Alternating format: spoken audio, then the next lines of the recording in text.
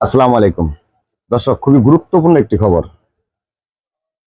আপনারা জানেন আপনাদের সকালে কিন্তু বাচ্চা কাচ্চা আছে আছে না?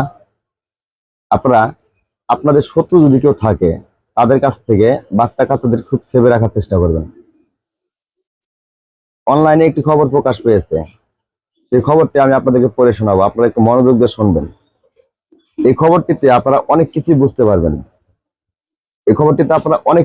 পারবেন। আমি খবরটি আপনাদেরকে পড়ে শোনাচ্ছি, আপনারা একটু মনোযোগ দিয়ে শুনুন। খবরটি হেডলাইনে লিখেছে, নবাবগঞ্জে শিশুকে পিটিয়ে হত্যার অভিযোগে শিশু পুত্র সহ নারী আটক। হেডলাইনে কি লিখেছে? নবাবগঞ্জে শিশুকে পিটিয়ে হত্যার অভিযোগে শিশু পুত্র সহ নারী আটক। চলেন আমরা ভিতরে খবরগুলো জেনে নিই। ঢাকার নবাবগঞ্জ উপজেলায় তরি বারোই নামে একটি শিশুকে পিটিয়ে হত্যার অভিযোগে শিমু বেগম ও তার ছেলে আবু সাদকে আটক করেছে পুলিশ। তাহলে আবারও বলতেছি, ঢাকার নবাবগঞ্জ উপজেলার তরি বারোই নামে একটি শিশুকে পিটিয়ে হত্যার অভিযোগে শিমু বেগম ও তার ছেলে আবু সাদকে আটক করেছে পুলিশ।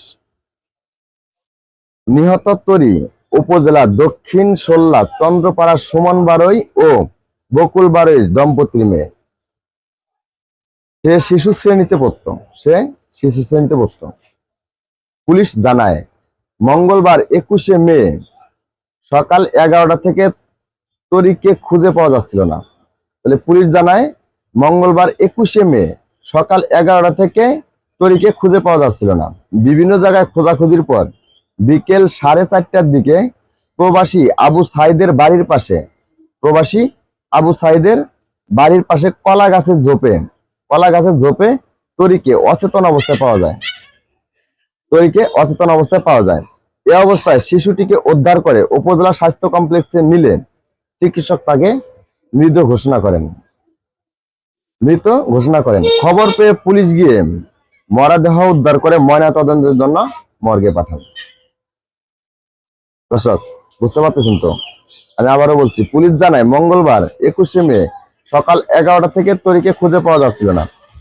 বিভিন্ন জায়গায় খোঁজাখুঁজির পর বিকেল 4:30টার দিকে প্রবাসী আবু সাইদের বাড়ির পাশে কলা গাছের ঝোপে তরিকে অচেতন অবস্থায় পাওয়া যায়।